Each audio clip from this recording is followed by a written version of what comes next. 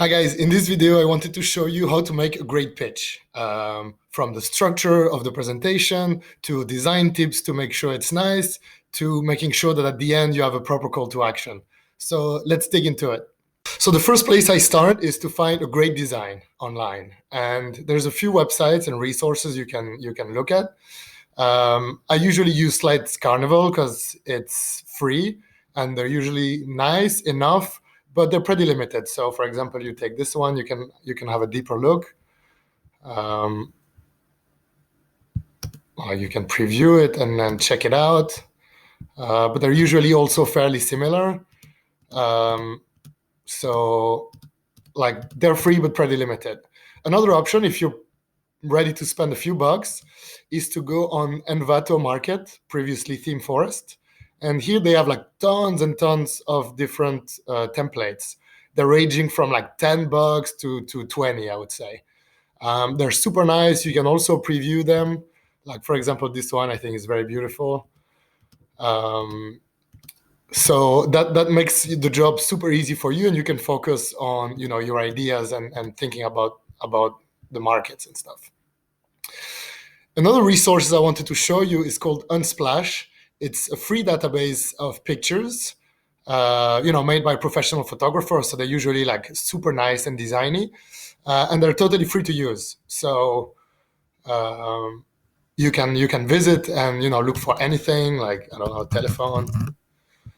And they have like amazing, beautiful pictures in all the sizes. And this has been a huge resource of mine. So now that we found the cool template, let's try to work on the pitch itself. And the most important is to work on the structure. So here's my suggested structure. The first thing you should say or present is the problem.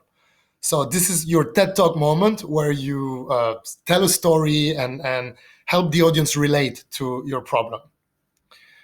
Then you should present your value proposition, where miraculously, with your idea or using your product, all those problems disappear. Then you should show a demo if you have one.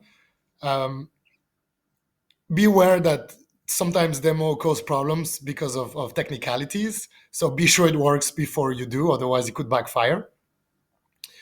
Then you should present market analysis and try to convince the audience that there's an opportunity for your idea. Have customers bought something similar in the past? Are companies trying to solve that issue? And show that there's an interest. Then you should talk about your financials. How are you going to monetize this idea? What's going to be your revenues? And try to give a break-even kind of agenda. Then you should present your go-to-market strategy. Who's going to be your first customers? How are you going to expand and reach out to the thousands of hundreds of thousands of users that you actually want to reach? And finally, you should request a call to action from the audience. So either subscribe to a website, download an app, be a tester, or even money if you have the chance to pitch investors. So in order to illustrate my structure and the points I said before, I created a fake startup called Lockmate, which is like Uber for locksmiths, just to show you how the structure would work in that case. So usually to explain pain points and problems, I only use a picture. I rarely use text. I think it helps the audience relate to you and focus on your, abilities to relate. And so in this case, I'll probably tell them about the time I was locked out, or about some friends that got locked out and how stressful it was and how expensive and how the locksmith was scammers in that particular situations and so on. Then I would present the value proposition. So this is the time where you show a demo, where you explain a little bit more in detail what your product is. And then you would focus on the different positive points. So in that case, it's faster. There's no surprises of price. You can manage disputes. You get quotes from multiple people. It's simplified insurance. You have the invoices in the cloud. And you can find a few different arguments that make your products really stand out and cool. Then you have the market analysis. I think this is the trickiest part. of any business case presentation, I usually try to find good metrics that investors or potential clients would relate. So in this case, on average, it takes 4 hours for locksmiths to show up. It's been proven that they jack the prices 300 times, and you don't have any transparency regarding the other available products. My tips here would be to look on Google to find reports. From BCG, McKinsey, all these guys do lots of reports regarding lots of different industries, and I think investors would take that much more seriously than a survey that you would show 10 of your friends. So I would suggest do your research online and find reports at very important organizations like WHO, McKinsey, and so on. So for the financial forecasts, I think investors and the like, they know that you don't know the future. They want to see if your ambitions are realistic and the way you're seeing things. So in that case, I think there's two kind of approaches to present a decent financial forecast. So the first one would be to try to understand all your costs. And once you have all your costs, well, you have pretty much an idea on the amount you need to make to break even that year. And then you can translate that into a number of clients, a number of transactions, and so on. The other approach would be the value pricing. So, for example, we talked about in this particular case that locksmiths charge up to 300% the price.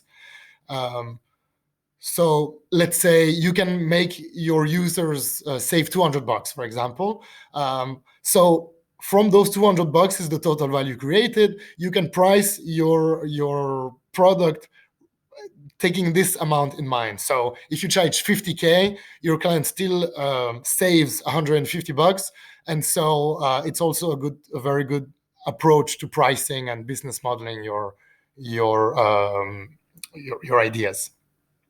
I think more than 3 years is not necessary. People are looking for immediate results and like in the short term. So I think that's enough, and show what your break even is and what your profits will be in the few next years.